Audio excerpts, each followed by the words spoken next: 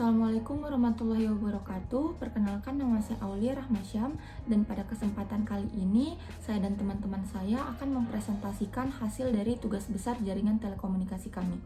Sebelum itu saya akan memperkenalkan anggota-anggota kelompok kami. Yang pertama ada Cantika Rahmagalih Abu Asyifa, yang kedua ada Ardi Fahriansyah, dan yang ketiga ada Hazman Wirayuda, dan yang terakhir ada saya sendiri, Aulia Rahmasyam.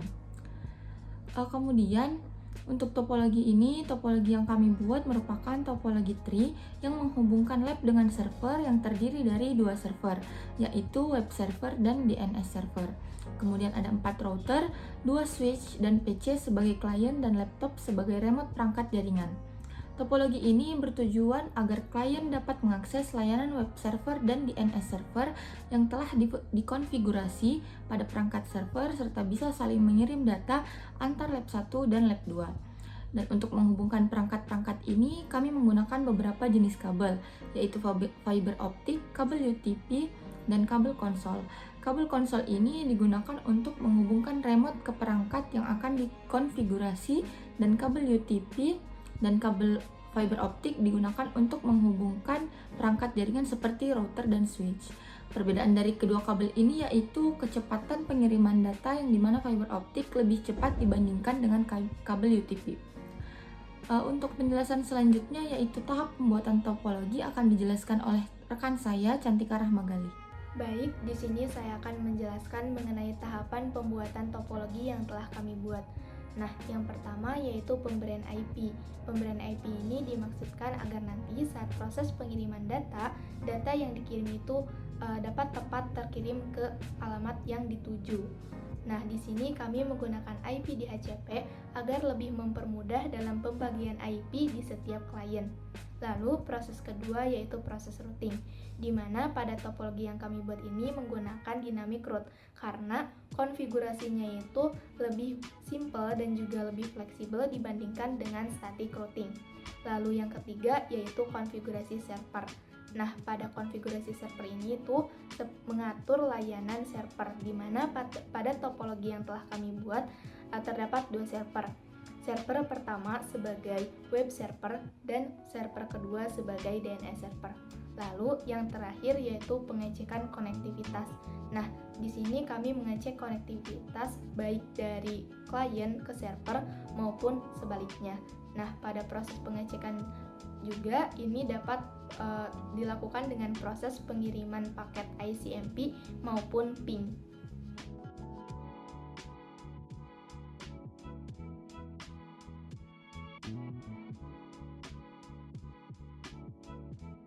Saya Hazman Wirayuda dengan NIM 110.121.3280.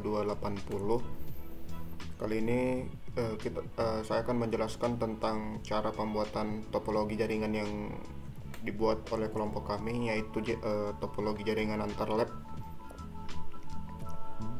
Yang pertama itu kita tambahkan dulu perangkat-perangkat yang kita gunakan, yaitu ada 2 server, kemudian ada 4 router. Sini kita menggunakan PT router.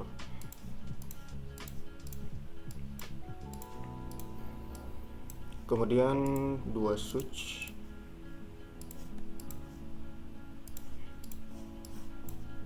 Dan di tiap switchnya kita ada 4 klien. Jadi total ada 8 klien.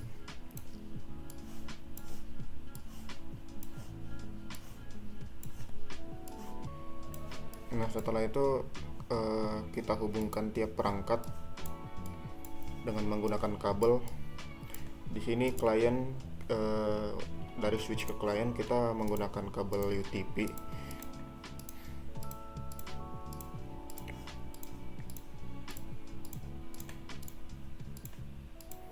Nah, setelah itu untuk menghubungkan switch dengan router itu kita menggunakan kabel fiber optik. Tapi sebelum itu kita tambahkan dulu port-port yang akan kita gunakan pada router. Nah, sebelum mengatur port, kita singkirkan dulu port yang tidak kita gunakan. Di sini untuk ke server itu tidak bisa menggunakan kabel fiber optik.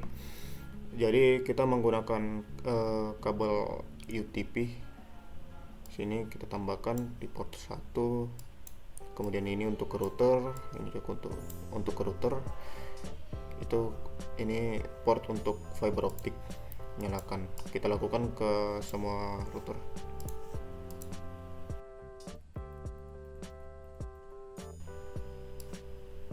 Untuk router ke switch kita menggunakan fast Ethernet dari fiber optik, karena tidak bisa menggunakan gigabyte, jadi pakai fast.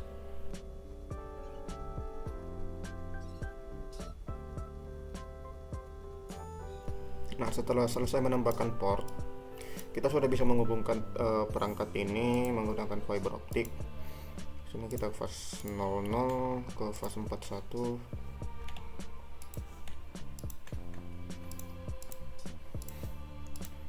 Ini kita samakan 10 ke 10, ini 20 ke 20 biar lebih mudah diingat.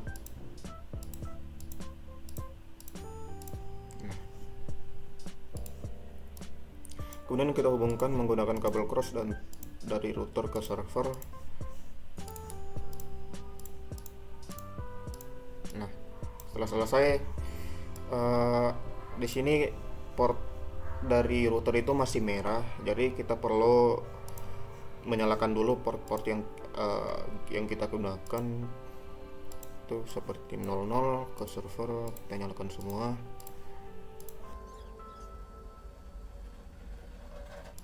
Nah, setelah semua port menyala, maka tampilannya akan berwarna hijau. Apabila masih orange, itu masih membutuhkan waktu. Jadi kita bisa mengskip dengan mengklik ini sebelah kiri bawah. Nah, setelah mengskip beberapa waktu itu akan hijau. Kemudian kita sudah mulai bisa mengkonfigurasi. Sini untuk mengkonfigurasi kita menggunakan kabel konsol dan laptop. Ini kita akan mengkonfigurasi router ini dulu. Kita hubungkan ke port konsol, yang dimana dengan port konsol ini kita sudah bisa mengakses terminal dari router. Nah, di sini kita masuk ke desktop terminal untuk. Nah, tampilannya akan seperti ini. Kita explore. Nah, di sini kita akan yang akan kita lakukan dulu pertama membagikan IP address kepada klien.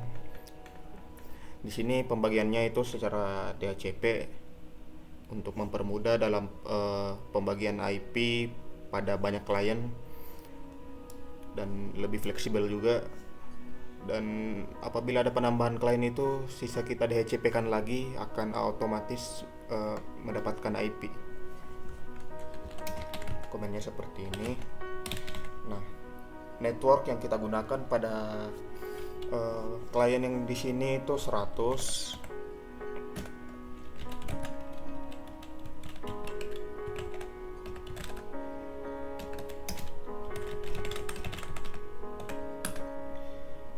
Nah, setelah itu kita atur default router. Default router ini sama saja kayak default gateway, yang dimana ini akan menjadi jembatan dari klien ke router ini. Jadi nanti kita akan memberikan 100.1 itu pada port EVA00 pada router ini. Nah, kita atur dulu IP-nya. Nah, EVA00 itu tadi kita akan berikan 101. Nah, yang di gigabyte itu antar router. Di sini gigabyte yang ke atas 1.0 kita kasihkan 10 2. Nanti yang satu itu ada di atas sini di port 10 router atas. Dan yang ke bawah itu kita kasih 30.1.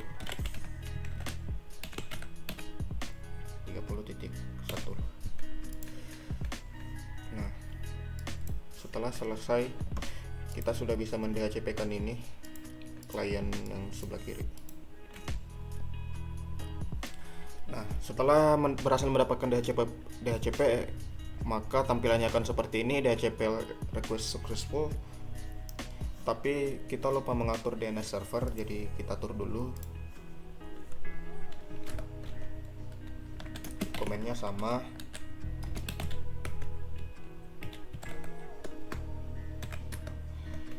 sini menggunakan command 192. Nah, yang akan kita jadikan DNS server itu server yang di bawah, yang nantinya akan saya kasih IP 2.1.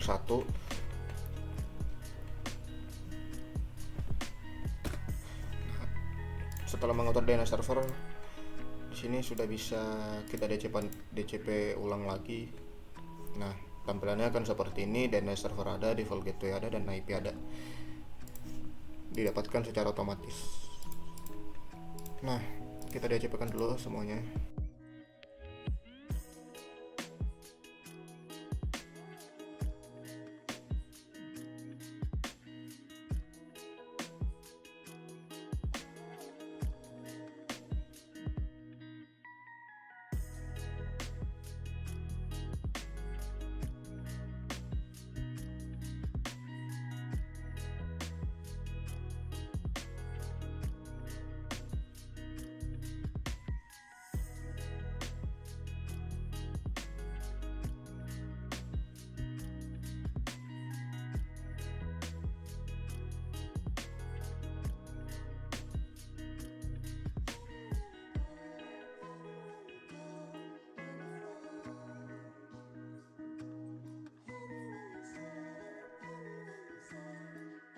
Nah, ini yang ke bawah kita kasih 40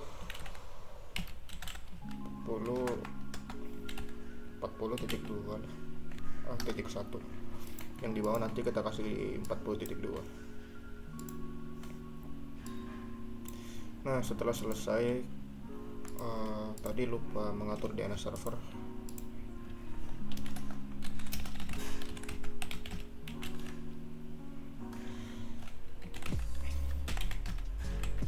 DNS servernya sama karena kita akan menggunakan IP dari router bawah.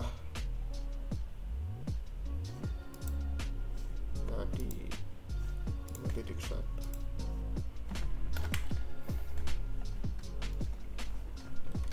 Kita kasih 2.2 saja. Karena IP yang akan kita berikan pada server bawah itu 2.2. Kita timpa saja komennya, terus dia DCP-kan ulang.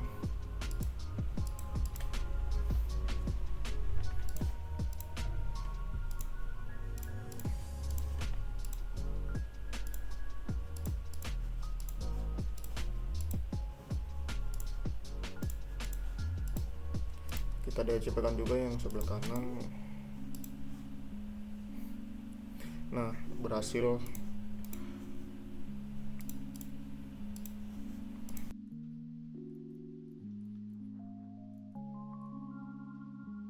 Oke, setelah membagikan IP address, di sini kita melakukan routing, yang dimana kami menggunakan dynamic routing karena komennya lebih simple dibandingkan static routing, dan apabila banyak router itu konfigurasinya tidak terlalu ribet dibandingkan static routing. Konfigurasinya lumayan banyak, tapi dynamic routing itu kekurangannya keamanannya kurang dibandingkan static routing. Tapi untuk topologi yang berskala besar, dynamic routing itu mempermudah dalam konfigurasi.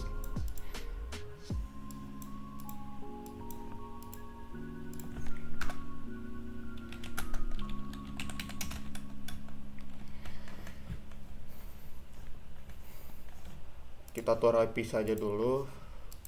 Yang ke atas itu tadi, yang server atas kita berikan IP-nya 1.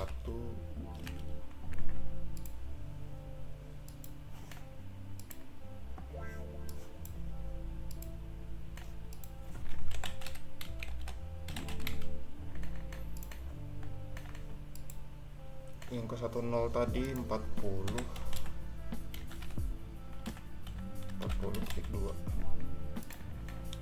Terus yang 2 ke kiri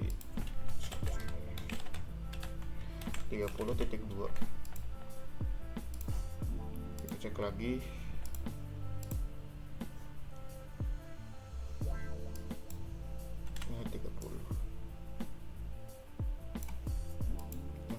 atas 10. Oh iya, sudah benar.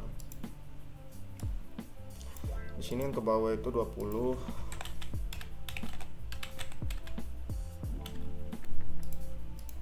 Ini yang ke atas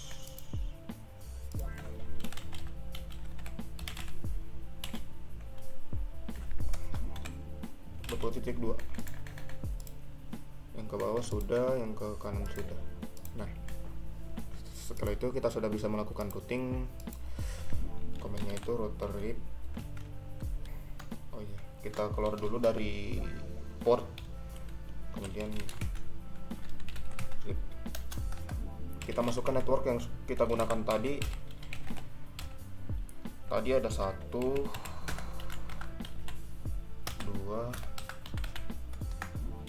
10, 20, 30.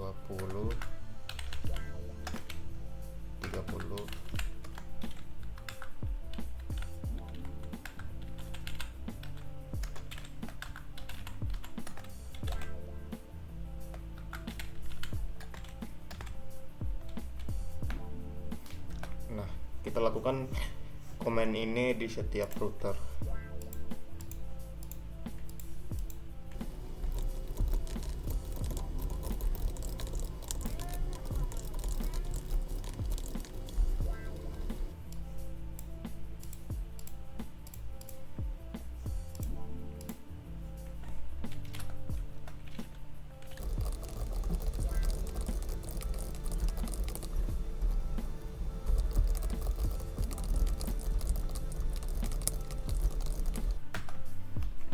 Nah, setelah selesai, artinya setelah selesai melakukan routing tiap router, kita bisa mengecek konektivitasnya.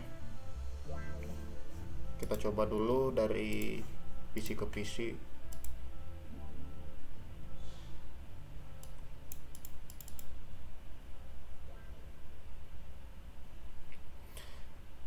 Kadang percobaan pertama gagal karena masih dalam penentuan rute. Nah, akan violet. Kita coba lagi. Nah, paketnya sudah sampai ke tujuan.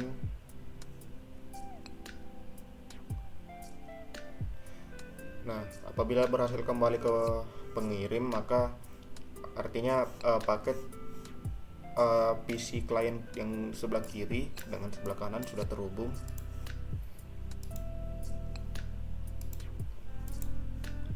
Yang dimana sudah bisa saling bertukar data. Nah, kita atur dulu IP-nya, IP pada server. Tadi IP pada server kita bagikan saja secara statik karena tidak terlalu banyak, cuma ada 2. Yang di atas 1.2, default gateway-nya 1.1.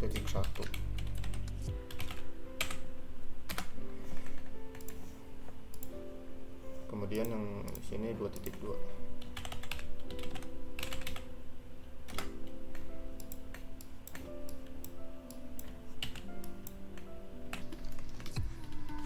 Nah, setelah selesai, maka kita sudah bisa mencoba konektivitasnya.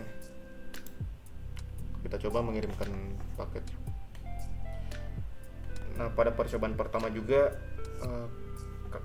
suka gagal karena masih dalam penentuan rutenya. Nah, setelah percobaan kedua sudah berhasil sampai ke tujuan dan kembali ke pengirim dan successful, artinya PC sudah terhubung dengan server. Berarti routing dan pembagian IP-nya sudah berhasil. Yang kemudian konfigurasi server akan dilanjutkan oleh teman saya. Assalamualaikum warahmatullahi wabarakatuh. Perkenalkan, saya Arif Aryansyah dari kelas TT4502 dengan NIM 110121327. Di sini kita akan melanjutkan pengkonfigan komputer dengan server, router, switch yang sudah dilakukan oleh teman saya Hazman Dan di sini kita akan melanjutkan pengkonfigan di server DNS dan melakukan ping di PC ke server. Pertama-tama kita melihat dulu di router, lalu ini menggunakan jalan FA00. Oke, kita cek di FA00 dia menggunakan IPv4 addressnya 192.168.1.1. Baik, kita ke server ipconfig. Nah, di sini IPv4 router kita taruh di default gateway sebagai akses jalan masuk ke server. Sini kita akan memasukkan 192.168.1.2, di mana angka ketiganya di sini harus sama dengan default gateway. Kenapa? Ini merupakan alamat jalan aksesnya dari router ke server. Untuk belakangnya ini tidak boleh sama, sehingga kalau satu sudah dipakai maka harus dilanjutkan dengan lainnya. Contoh, ini 1, di atasnya 2. Kita akan melanjutkan di router dengan server yang ada di bawah. Pertama-tama seperti biasa kita cek dulu dia menggunakan jalur FA00. Kita config, kita lihat di FA00 nya dia menggunakan jalur 192.168.2.1. Baik, lalu kita ke server, masuk ke ipconfig seperti biasa, masukkan di default, dan di sini kita masukkan 192.168.2.2. Subnet mask tinggal klik saja sekali langsung muncul. Oke, semua sudah siap. Kita coba ping dari PC 0. Command prompt ping 192.168.1.2. Ping. Pertama-tama dia biasanya RTO, ya bisa dibilang request timeout. Yang kedua, dia mulai berhasil. Nah, berarti kalau reply dia sudah berhasil ke connect. Kita selanjutnya ping ke server yang ada di bawah. Ping 192.168.2.2. Kita enter. Biasanya dia request timeout untuk yang pertama dan selanjutnya dia akan nge-reply. Kita lihat apakah berhasil. Oke, ternyata berhasil. Sekarang kita coba masuk ke server service. Di sini file manager tadinya ada beberapa file seperti image.html dan lain-lain. Karena di sini kita ingin mengkonfig, maka dihapus dulu supaya bersih. Nah, di sini kita membuat new file, file name biodata.html. Nah, lalu di sini kita masukkan sesuai dengan apa yang dibutuhkan. Saya akan memasukkan ini. Save, yes, dan balik lagi ke file manager. Nah, lalu yang kedua kita akan memasukkan index.html. Di sini kita akan ke new file, file name-nya index.html. Nah, di sini saya akan memasukkan ini sesuai dengan apa yang dibutuhkan. Kita save, yes, file manager. Oke. Jangan lupa HTTP dan HTTPS-nya di on, karena nanti kalau off maka servernya tidak bisa berjalan saat dicek di web server. Kita klik ini, mungkin barangkali supaya dipercepat config-nya. Kita klik PC, web browser, maka kita klik IPv4 address servernya di ipconfig. Nah, kita masukkan ini di PC, lalu web browser, masukkan, go. Bisa dilihat di sini quick link, kita klik kelompok 8 dan muncul seperti ini. Kita coba di PC 0 lagi, web browser, kita masukkan IP address IPv4 di server bawah. Kita cek IP ininya kita copy, web browser masuk, lalu kita paste, go. File not found. Kenapa file not found? Tentu saja karena di sini belum ditambahin servisnya. Kita klik new file, biodata.html, lalu kita masukkan codingannya sesuai kebutuhan. Kita save, yes, file, balik lagi file manager. klik new file, index.html. Kita masukkan seperti tadi, sesuai kebutuhan, save, yes, balik lagi file manager. Di saat dua ini sudah selesai kita config, kita kembali ke PC, web browser, lalu kita masukkan 192.168.2.2 sesuai dengan alamat IPv4 di server bawah. Kita go, langsung muncul seperti ini. Kita klik dan berhasil. Selanjutnya kita akan melakukan config DNS server.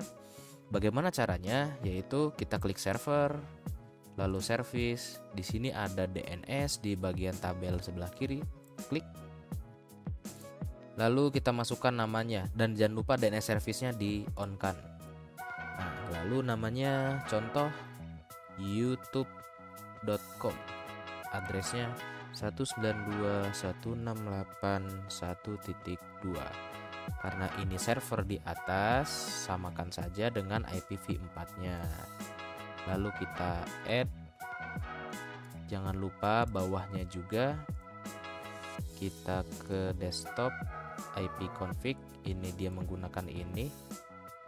Kita ke service DNS, masukkan google.com. Addressnya masukkan. Supaya sama mungkin kita masukkannya YouTube saja. Kita add. Oke, sudah muncul. Oh iya, jangan lupa DNS service-nya di on kan.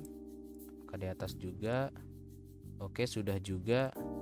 Nah, lalu kita masukkan DNS tadi ke masing-masing PC. Caranya bagaimana? Caranya yaitu ke ipconfig. Nah, karena di sini kita menggunakan DHCP, maka ini otomatis langsung dikonfig oleh sistemnya secara langsung atau otomatis, sehingga kita tidak perlu lagi untuk mengkonfig.